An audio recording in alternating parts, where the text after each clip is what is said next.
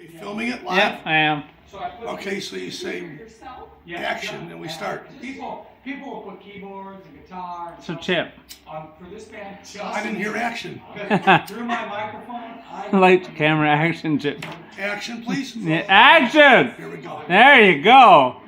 Oh yeah, because I. So, you guys have been recording all kinds of stuff. You almost hit it. Pardon me if I say almost. What happened in 1991? In what way? Give me a... You know, with the grunge and all that kind of stuff, you guys were nominated for a Grammy. You guys were destined to hit it. And then what happened? Well, we stayed alive. We didn't go anywhere. It's a change of the guard. Pearl Jam, Soundgarden, Allison changed Nirvana. A whole different scene happened in bands like Motley Crue, Poison, all the way down to bands like Jellyfish, Enough's Enough, Cheap Trick. We all had to take a back seat for a little while. And for a while, it was catered to us through MTV and through radio support. And just because there's a change of the guard, the change is always good. Growth is natural, and we found ourselves in a position where it was either go away like some of the bands did, or continue to make records. And I think we chose the latter, and we continue to put great music out there. Since then, we've never stopped. You guys have 20 records after how many years? How many years has it been? I put the band together with Donnie in 1984. Our first album was in 1985. Our first major label release was late on, it was on August 22nd of 1989. New Thing came out as a first single. It was a smash hit, spent about 50 weeks on MTV's top 10 list. And that's set the tone for the future for us. After that, it was Fly on Michelle. Then we waited and we put a double record out, Strength. They made us cut it down. We recorded 32 songs for Strength. They made us cut it down to a 14-song record. And when Donnie and I, our focus was to be one of the only bands in history to come out with a double record after the first album, which, by the way, the first album was certified gold. Second album did the same. We thought it could be much bigger. We were lucky to get any success whatsoever because we were at a time where there was tons of product and not enough demand. But for one reason or another, we were able to slip through the cracks. And when that whole onslaught of Seattle grunge, which is to me is hard rock with a different look, came out, all our bands are terrific. Can't say a bad word about any of those groups. We were still able to withstand the pressures of the industry and put records out. And after that, we put out Peach Fuzz, and we put out Tweaked, and Enough Snuff 7, Paraphernalia, Enough Snuff 10, Welcome to Blue Island, the Question Mark record, Dissonance. We kept putting them out. Our new record comes out too, another record. It's an anthology, not an anthology, but archival record. You have a couple new singles that are really rocking hard. Yeah, we're putting that out on December 2nd through Frontiers Records. I'll label it, as Journey and Sebastian Bach and Speedwagon. A lot of the 70s and 80s bands are on there, and 90s stuff. And they came and approached us and said, "You want to do a couple of records?" And we said, "Yeah, we'd love to." And it's a record that features basically the original band of material that never came out. Some of it came out in demo form, but nothing like this ever. We went back in the studio, tweaked it up, found places like Chicago Recording Company, downtown Chicago, and Stonecutter Studio with Chris Steinmetz, who does Ozzy and White Lion and Cheap Trick and Styx, and last but not least, my home studio in Blue Island, Illinois, and we were able to come up with a great record. I think 12 rock solid songs. New single comes out in December. It's called Dog and a Bone. I shot a video for it. It'll be out in a couple of weeks. So things are looking good. We're out playing with Kiss next week on the Kiss Cruise, 3 shows. And then starting in January, we're going to Ace Frehley for 6 weeks. So you have released a couple like old songs in the last couple months. How do you feel about those with Donnie and? It's an archival record. Yeah. Those are songs that any diehard Enough Snuff fans or anybody who likes our music is going to want to hear these songs that never seen the light of day. Maybe they slipped through the cracks. A couple of our diehard friends, got copies of stuff and stuff. You can't hang on to everything. It's all tangible. It's gonna sooner or later people are gonna get this material anyway. The fact of the matter is, we took these great songs that we had that for some reason slipped through the cracks for one reason or another. So we had, at that time, Donnie and I were so prolific, writing tons of material. We had a chance to put this record out there and show people what that band was about then and how we are now as well. So do you want to talk about where Donnie is now? He He's in doesn't. Chicago.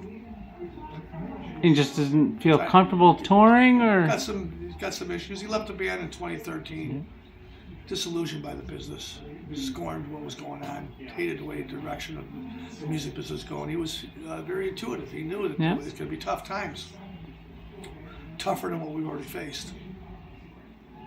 And then he came up with, he's had some health issues too that he's been dealing with. And right now, I think he's doing real good. He's clean. He's talking about making a solo record. He's giving me an endorsement.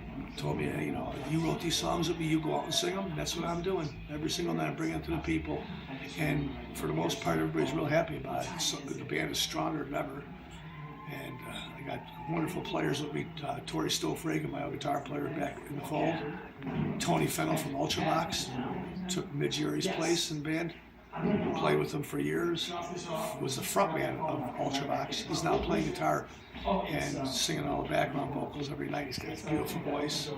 And I got Daniel Hill. Daniel Benjamin Hill from Chicago, Illinois. He plays a band called Super Big. He's the nephew of Dusty Hill from ZZ Top. Good fucking guy who comes out and is rock solid every day. So I think we got a well fine-tuned oiled machine right now. And there's a little pocket with some breaks that enough snuff has been lately receiving. And we're going to do the best we can to provide everybody with a great show every single night. The old days of getting fucking high and the cocaine and drinking and stuff, that's gone. We outgrew that stuff. We did it more than anybody. We did more cocaine than fucking Guns N' Roses, okay? And that's not I don't want to sound like I'm bragging. Yet, it does sound very immodest. However, that's the fact, okay? We're a hard partying band. We traveled all around the country making these records. We went to New York and recorded. We went to Chicago, of course, our hometown, downtown Chicago. We did a lot of our records there. And we went to Los Angeles and recorded as well. And we found ourselves in times where we were very promiscuous, and substance abuse took over the band in a lot of ways. But one thing that we always stayed focused on was the songs and making great records. That's one thing we did. Extracurricular activities didn't get in the way of that. In fact, in some ways it helped us. I know for Donnie, it certainly tripped his trigger when it came down to partying because it gave him ideas. And the same thing with me when hanging out with the guys. I get ideas too, sitting around and smoking dope. All that stuff is going to trigger emotions and things that normal people wouldn't say. And maybe we couldn't talk to somebody in front of their face and say things honestly for fear of embarrassment maybe. But we could say it and sing song. And a lot of these songs are about everyday experiences that we went through and you have went through as well. Yep. A lot of the audience, because they come to me every single night and they say, you guys' songs help save me during a bad time. And that's worth the price of admission for me right there.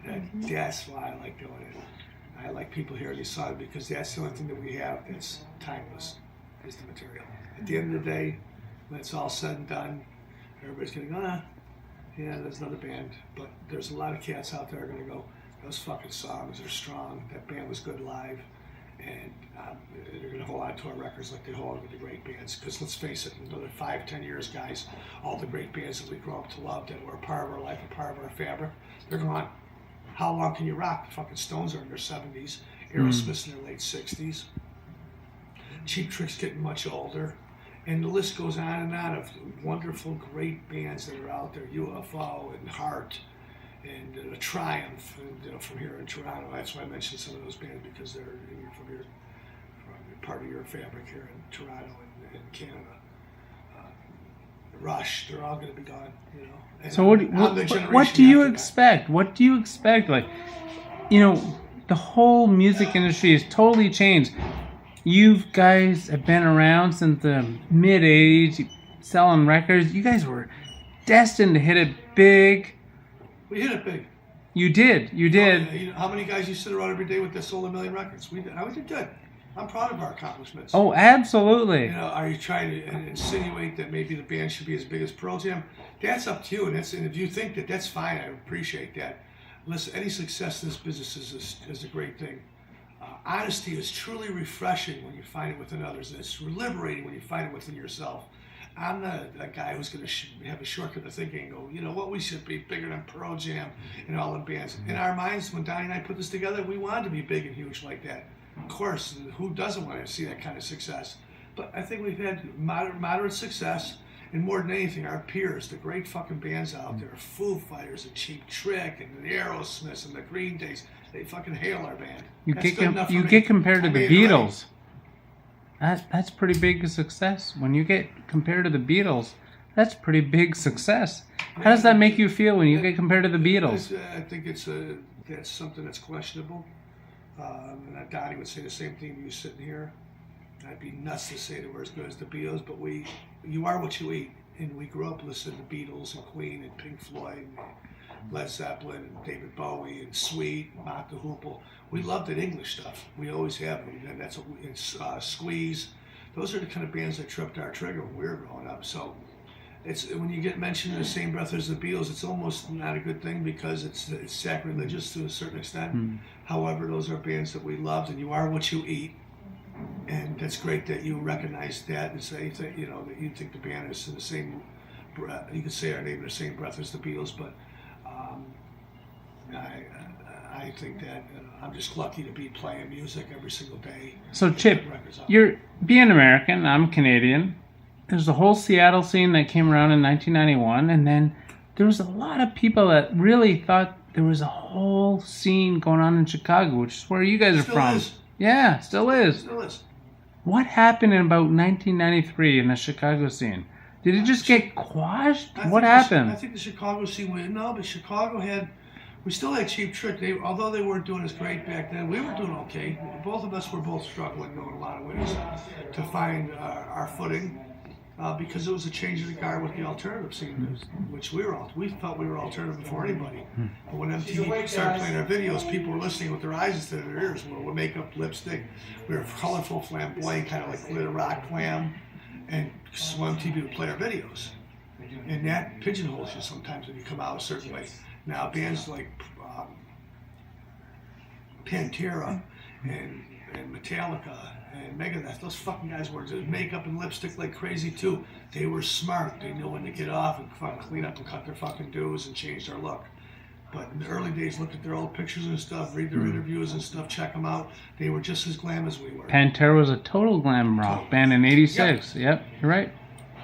So what had you guys sort of keep on keeping on? For lack of a better lyric, for enough's enough, right? We're playing, the fans still come out and see us. Yep. Maybe it's not 20,000 every night, although 3 weeks ago we played that Hair Nation thing for Sirius Radio, Luke Carl and all the guys. It's fucking 20,000 people there. And the next night you play to 200 people. So you guys are happy to stick and true with what you do. Yeah, of course. It's better to be on package tours, though. I believe consolidation is the way to go for any bands out there. Get on a tour, play for as many people as possible. That's what you need to do if you're a new band. And then get your songs out, movies, soundtracks, TV shows, commercials. Try to brand yourself there.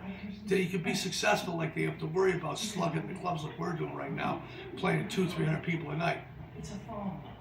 That's what you need to do. But you got to work your way up there. How do you do it? Make a connection. You write a fucking song that people want to hear. Yep. Get a record out there. Do a video.